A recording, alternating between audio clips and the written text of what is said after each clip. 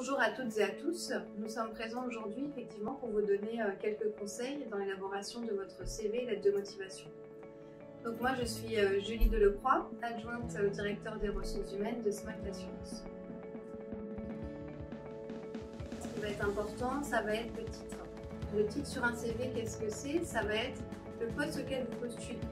Ensuite, le CV est composé de principalement, en tout cas, 3 rubriques. L'expérience, la formation et divers. Donc sur la rubrique divers c'est quoi? Ça va être par exemple l'obtention du permis B, ou ça va être vos loisirs aussi, parce que effectivement sur les loisirs, on peut développer des compétences qui peuvent être en lien avec le poste. Ça peut aussi être la maîtrise des logiciels. Donc l'expérience professionnelle, c'est la deuxième rubrique. Il faut savoir que toute expérience est importante. Toute expérience doit être inscrite, en tout cas celle que vous jugerez vous nécessaire, notamment par exemple les stages. Vous avez découvert un environnement de travail, vous êtes engagé sur plusieurs missions ou êtes en observation. Dans tous les cas, c'est important. Ensuite, sur tous les jobs étudiants, que ce soit dans la restauration rapide, être caissier ou caissière par exemple dans un supermarché, ces expériences-là sont importantes et sont à valoriser au sein d'un CV. Dans la rubrique formation, il faut ajouter également l'intitulé du diplôme et en dessous l'année d'obtention. Et si le diplôme est en cours ou s'il est non obtenu, n'hésitez pas aussi à l'indiquer.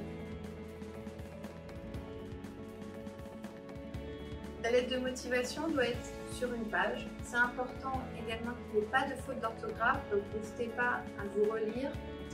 Une lettre de motivation est en général composée de 3 paragraphes. Le premier paragraphe, vous rappelez les valeurs de l'entreprise, vous dites 2-3 mots sur l'entreprise. Ça prouve aussi que la lettre de motivation est personnalisée à l'entreprise et aussi au poste que vous recherchez. Ensuite, le deuxième paragraphe, c'est votre expérience professionnelle que vous n'avez pas pu détailler dans le CV, que vous détaillez là. Vous mettez en avant effectivement vos compétences par rapport au poste, en justifiant avec les actions que vous avez mises en place au sein de vos expériences ultérieures. Ce dernier paragraphe va faire 2-3 lignes, c'est le moment où vous allez nous indiquer à quel moment vous êtes disponible et effectivement savoir si vous êtes d'accord, qu'on puisse vous rappeler pour avoir des renseignements complémentaires concernant votre candidature. Je vous remercie de votre attention. Si vous voulez plus de renseignements, n'hésitez pas à aller sur notre site smac.fr ou SMAC le recrute. En tout cas, j'espère que ces conseils pourront vous aider. J'espère également que vos recherches vont aboutir positivement et je vous souhaite pleine réussite dans votre recherche d'emploi.